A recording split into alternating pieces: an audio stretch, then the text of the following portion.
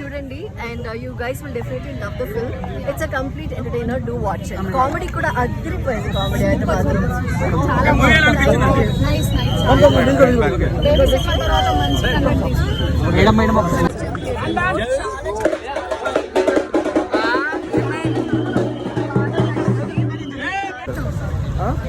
కానీ ఫ్యామిలీ మొత్తం వస్తే బాగా ఫ్యామిలీ ఓరియంటెడ్ మూవీ.